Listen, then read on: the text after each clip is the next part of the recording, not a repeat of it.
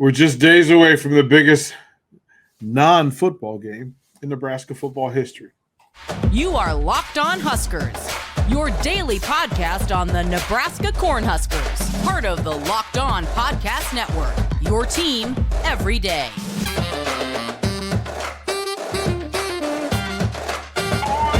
Hey gang, DP here, Derrick Pearson, 93.7 The Ticket in Lincoln, America. Thank you for making Locked On Huskers your first watch. Listen each and every single day. Greatly appreciate it for you everydayers. I applaud you. Thank you for what you do and for showing up as well. And if you have not subscribed, please do so. Make yourself an everydayer. Get this content each and every single day. I want to thank the folks from FanDuel Sportsbook, America's Sportsbook, the NBA's official sportsbook. Just download the app. The app is simple. It's secure. Quick payouts, all the good things are there. FanDuel.com/lockedon gives you more perks and more details. Make every moment more. It's in the week of spring game. We arrived today at an accumulation of a lot of little things. And throughout the course of this episode, what I want to talk about are some of the things that are still unknowns. And as my buddy Steven Sipple likes to say, what we know and what we think we know. Because ultimately, this is about progress. And no days are consecutively the same when it comes to spring football. Different players step up. Different coaches land their coaching. Different adjustments are being made. And as much as the talk has been about not having a depth chart, there has to be a depth chart in place, or at least a play chart in play. So we know who's going to play, what combinations are in play, and then understanding that injuries will still play a part of it. So injuries the morning of, like people walking into spring game Saturday morning, some folks will be erased. They will not play Saturday in front of the crowd of some 60,000 plus at Memorial Stadium because it's just not, they're not prepared. They're not ready. Then there are some that will play the game and then nicks and bruises will happen and those adjustments will be made. So players that should play 25 plays may in fact get 40 plays, or players that are scheduled for 50 plays may in fact only get 30. But Matt Rhule and his coaching staff, as they talked about it today, they are fully aware of how fluid this thing is and how fluid the week is. So today after practice, Teddy Prohaska was marched up and he stood in front of the media. And what we got from that is the same thing we got from Thomas Fidone, the same thing we got from some other players who have gone through injury phases and recovery. That often, this coaching staff has to find itself protecting the player from themselves. The players all want to be out there. Like, this is the payoff. Saturday, April 22nd, it's the payoff for all the work done from the end of December to now. It's the payoff to get to run out of that tunnel and in front of, a full Memorial Stadium. Reports at 60,000 plus tickets. So not sure what the numbers are going to be. And then, of course, we'll talk about it later in the episode with the return of Frank Solich to Memorial Stadium. All these are interesting things, but who's going to play, how long they're going to play, and who they're playing with are all questions that we don't know. We won't know until we see it on Saturday. Prohaska talked about the offensive line. And he talked about his path. Right, and today being a first day, he's playing without knee braces. But that's always an interesting conversation between trainers, players, and coaches, because coaches tend to err on the side of conservative thinking.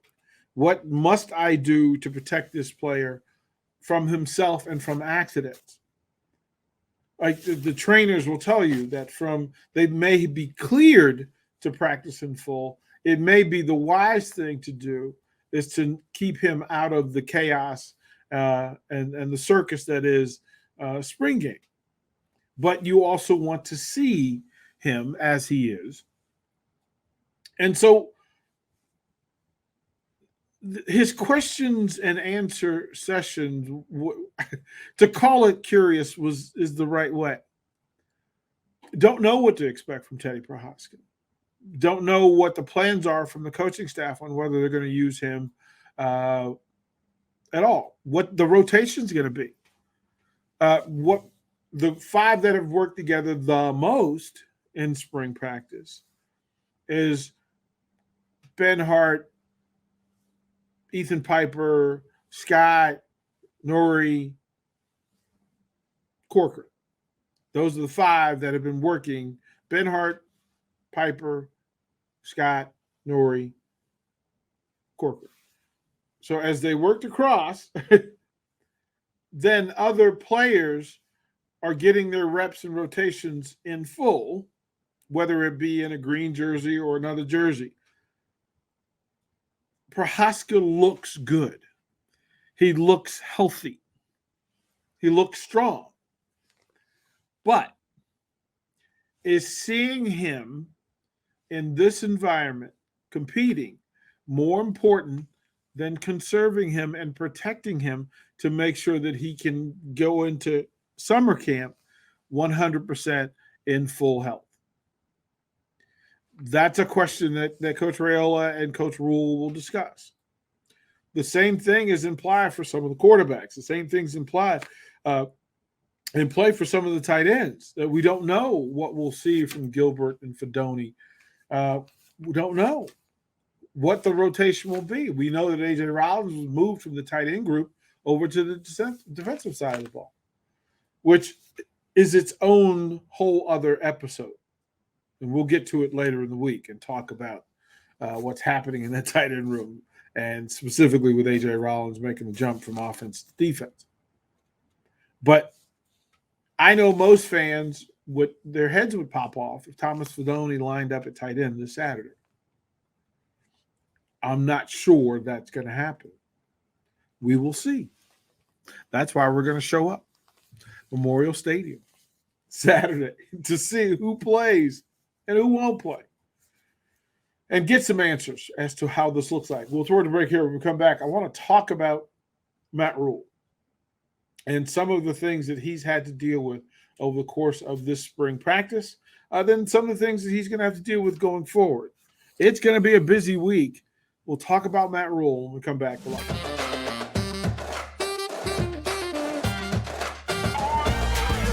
Hey, gang, welcome back to Locked On Huskers. Again, thank you for making Locked On Huskers your first watch and listen each and every single day. If you have not subscribed, please click the subscribe button, the like button, share button. Get the content's good, so get it out for your friends that care about this sort of thing. And throughout the course of the week, as we build up to spring game, we'll talk about some of the different player profiles that we need to focus on. Some of the things that are going on in the life of.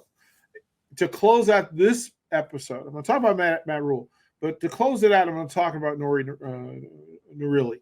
That a thing happened, and I want to talk in full about what that young man has gone through. But we'll talk about that in the final segment. Here, I wanted to talk about Matt Rhule, and I have to be honest. I work when it comes to covering teams and players in sports. I like to work from what I know to be true, what I know.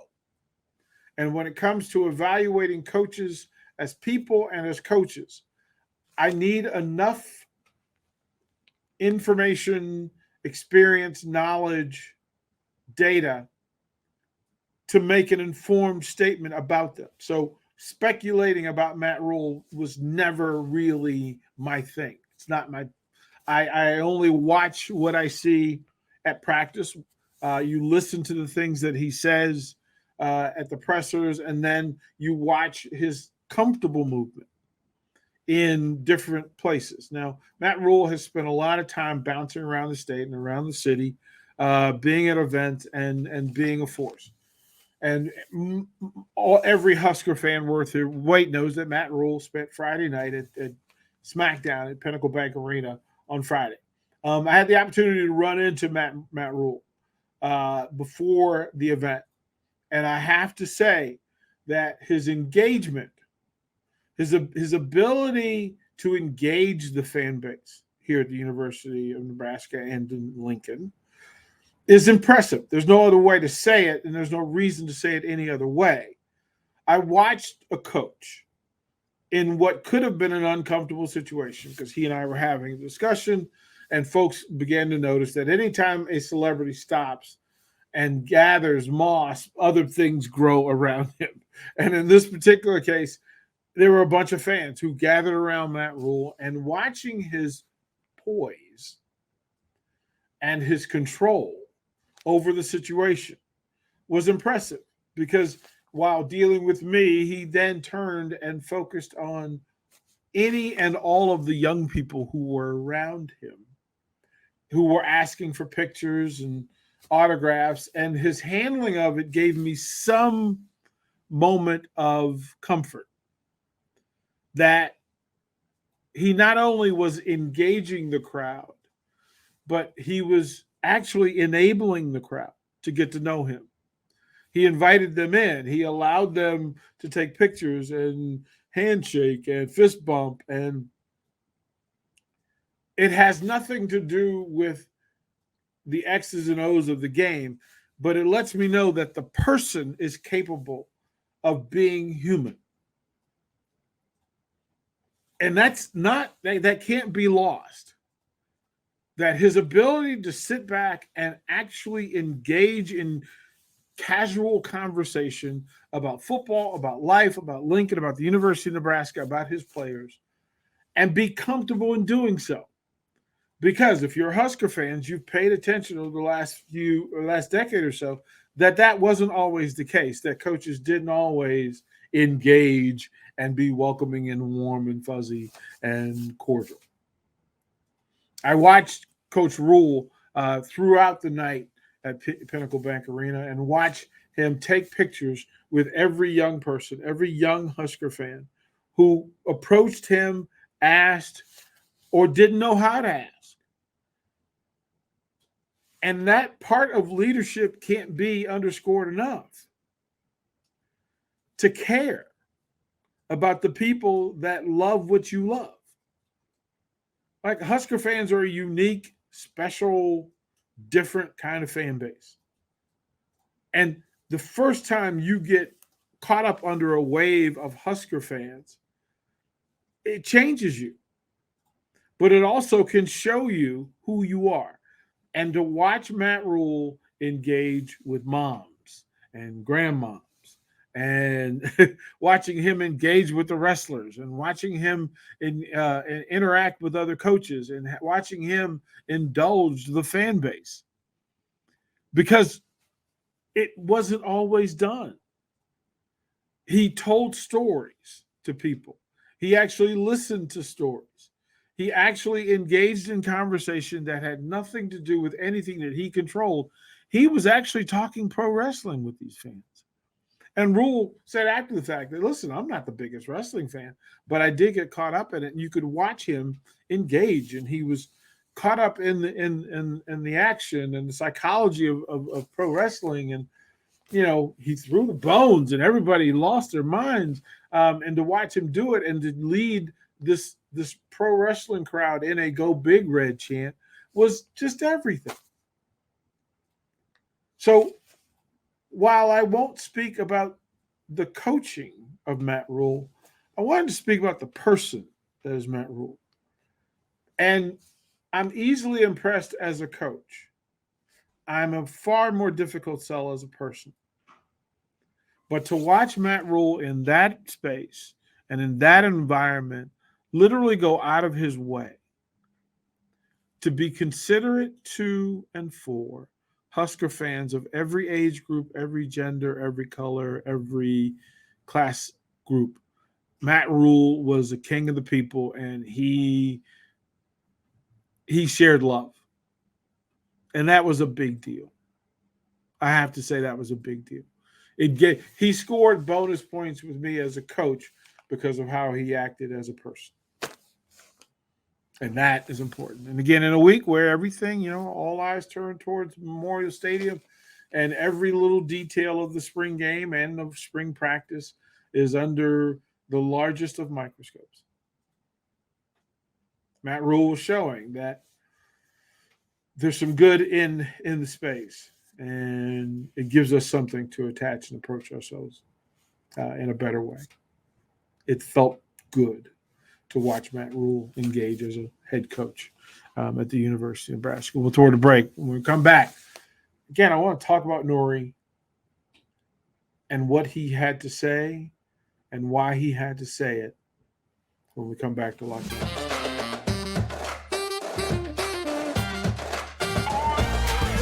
Hey, gang, again, thank you for making Locked On Huskers your first watch and listen each and every single day. And again, I applaud you every day, or you folks that show up, and there's about 1,200 of you who show up and hang out, and it's greatly appreciated. The number should be higher because you're Husker fans, and that's how you roll. But that's okay. I'm being patient, and then I'll try to make the content worthy of your following and your support. Nori went through a very difficult season last year, and being away from the program, not getting the benefit of playing in games and not getting the benefit of being an active member on the field for this Husker team. But that was a year ago when this happened, and last week Nori was in front of the media throng. Like the media pool is an interesting place, and we forget sometimes that these are young people who are less experienced at life and at media than the people that they have to report to and be around. Nori is not, English is not his first language. So he's over here, he's away from home, he's away from his family. And I don't mean away from his home where he can get on a plane in an hour and see his mom and dad and his family. We're talking another country. And Nori has firmly implanted himself in this community. In full disclosure, he does a radio show. He did for the previous year. He shut that show down because of a mistake that he made. And I didn't think it would be necessary for him to address that again, because he had paid for his mistake. The time away from the game, the time away from his friends, the time away from the fans, that's payment. And that's a tough payment to make. That's a tough check to write. Kudos to the young man for standing up in front of the microphone and telling people, you know what? This is the first time since I stepped away that I'm in front of the masses. And he took time to step up, stand up, put his chin up, just stick his chest out and say, I was wrong. But that's who Nori is. That's who he's always been. That's who he'll always be. I'm looking forward to his representation. I'm looking forward to the version of him that becomes a leader in this particular program. I'm looking forward to whatever great thing is going to happen in Nori's future, because great things are going to happen. He stood up, acknowledged, was accountable, and then he made a statement. I will make you proud. Well, young man, from this Husker fan to you, let me say, you made me proud in your ability to stand up, be accountable, take everything that came with it, and then get back to work to make better of it. No matter what you do, Nori, we'll be proud of you. And as Husker fans, I'm going to say this. I'm pretty sure we're all rooting like crazy for you to have every success possible. You're as good a young man as there is, and I'm proud of you. We are proud of you. Go forward, young man. Forward and up. That's where the good stuff is. Thank you once again for making Locked On Huskers your first watch and listen each and every single day. We'll do it again tomorrow and come back with more details of spring practice and get you ready for spring game 2023. In the meanwhile, we'll close with those three words we love so much. Go Big Red.